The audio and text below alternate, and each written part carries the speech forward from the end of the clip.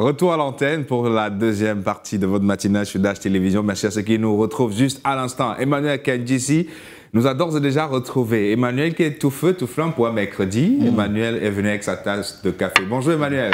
Bonjour, it's a pleasure. Vous êtes venu avec votre tasse de café ce matin? A cup of green tea in the morning. Ouais, c'est vrai que boire du café... It just boosts your morale. Ouais, ça fait du bien. Ouais. Surtout avec ce climat aussi froid. Yeah, even it's cold here in Douala. Ouais, je ne sais pas comment vous faites pour lutter contre le froid. Pauline, vous faiête comment pour lutter contre le froid? C'est quoi votre... Pauline often goes for pop and puff puff. Ah, d'accord. Hot pop. Pap. Yes, what they call bouillie arachi. Donc elle va prendre la bouillie. Samuel, Samuel goes for that. Bon, alors, vous pensez que Samuel peut lutter contre le froid comment? Pour Samuel, parfois, il mange le croissant chaud. Parfois aussi, il boit le bouillie chaud. Et Leslie aussi, hein? Leslie. Bon, on pense que Leslie, lui, il danse. Il danse pour se réchauffer, oui. Il aime danser. Il aime danser le njang. Ouais, et parfois, il n'aime pas danser seul. Parfois, il danse accompagné. Et là, ça le réchauffe. C'est l'homme de Enjoyment Minister. Bah oui, c'est clair.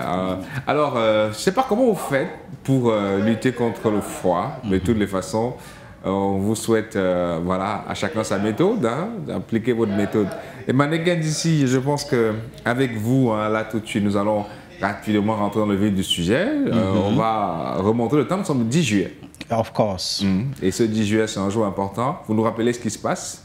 Of course, we are talking about the Gulf of Guinea. You know the Gulf of Guinea, right? Tout à fait. It is this strategic waterway where goods are being transported by ships. Ouais. So it lies on the northeastern portion of the tropical Atlantic that spans from Gabon to Liberia, the Gulf of Guinea.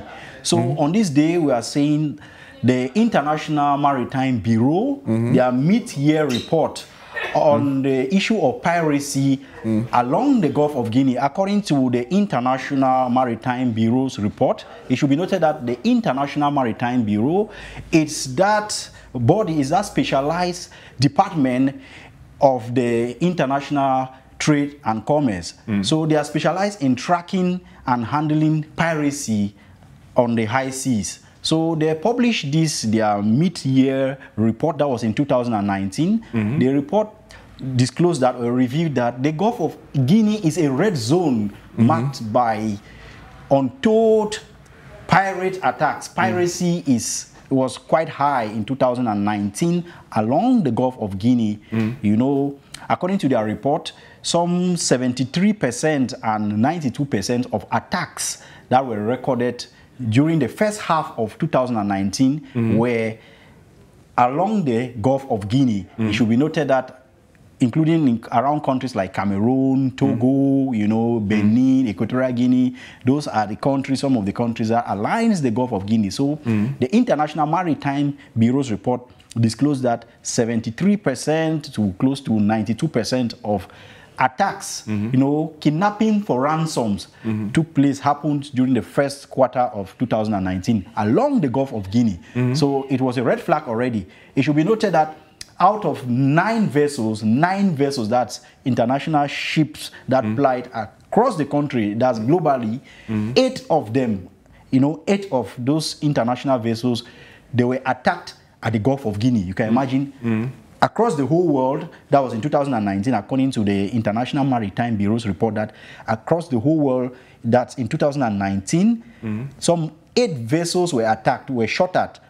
8, that's 9 of them, 8 of them were, such attacks were reported along off the coast of course, the Gulf of Guinea. That's just to tell you how violent and how prevalent they attacked.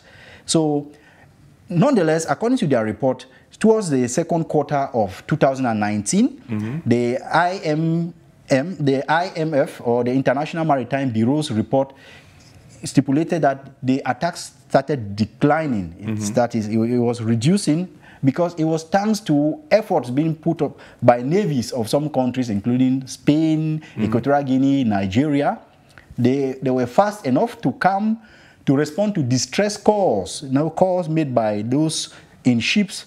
When each time they see those attacks, they signal the warning, they call, and it should be noted that the countries of Nigeria, Equatorial Guinea, Benin, they were fast enough, they were rapid to intervene, and it was a good sign because thanks to that, the attacks began declining, they were reducing, and the call was that the appeal, according to still that same report, we are still looking at the report of the International Maritime Bureau, the appeal was that towards the second half of the 2019, although the piracy attacks along the Gulf of Guinea declined, but they were, appealing, they were urging that those who are plying the seas, that seafarers, those who are on board, in ships, they were appealing that they should be vigilant, they should remain vigilant despite the decline in piracy. They should nonetheless stay vigilant to report any threats, any suspicious vessels that approaches. They should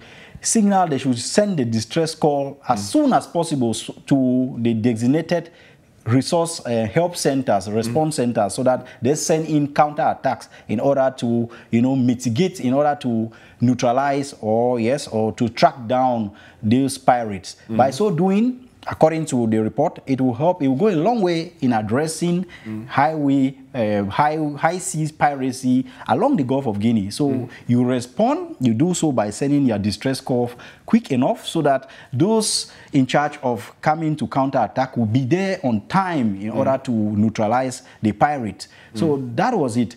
It should be noted that according to that report, it began decreasing, and it was a good sign. So that's the significance of this day, the 10th of July, when the International Maritime Bureau of their mid-year report in 2000, and that was 2019, they disclosed that piracy was so high along the Gulf of Guinea, but along the line, thanks to the navies of Nigeria, Equatorial Guinea, and Spain, that came into response and quick enough to dislodge, to neutralize pirates, it began dropping in the second half of 2019. Nonetheless, the International Maritime Bureau appeals that those who are applying high seas, those commercial ships, should nonetheless stay vigilant. They should stay vigilant and equally respond appropriately by sending distress call quick enough so that this response will come to neutralize and mitigate this highway piracy.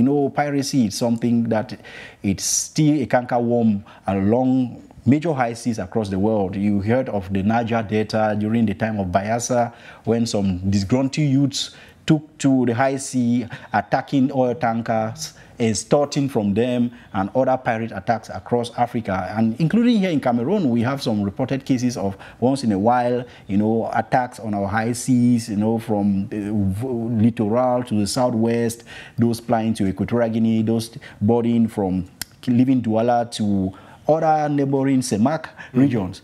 So nonetheless, the Cameroon military, our navy, is there, be it by the B, or there's the Rapid Intervention Battalion, the B, or the Gendarmerie. They are there, likewise the custom, to safeguard our national waters in order to check piracy. It's very important that a country surveys its national waters, its frontiers, notably at sea, in order to check for piracy. That's a sure way of curbing the phenomenon of piracy. So, Emeram Biaso, piracy along the Gulf of Guinea, it was reported, it's underchecked, but nonetheless, we should stay vigilant.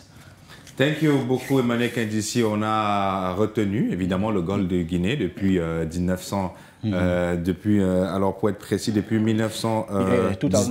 Oui, depuis 1919, est devenu l'endroit le plus dangereux du monde, surtout en Afrique de l'Ouest, selon bien sûr une organisation. Et puis on rappelle que Emmanuel Kendissi nous a permis de comprendre ce qui se passe sur évidemment le Golfe de Guinée à travers des forces armées qui essaient autant que faire se peut d'empêcher des pirates de pouvoir envahir des territoires. Emmanuel Kendissi, merci beaucoup. It's always a pleasure. D'accord. Emmanuel, vous allez faire quoi juste après ici? I'm just going to other duties of the day, and I'll just have to rest towards the evening so that I'll come to resume work tomorrow in positive style. Thank you beaucoup, Emmanuel Candy. C'est juste derrière vous, on va...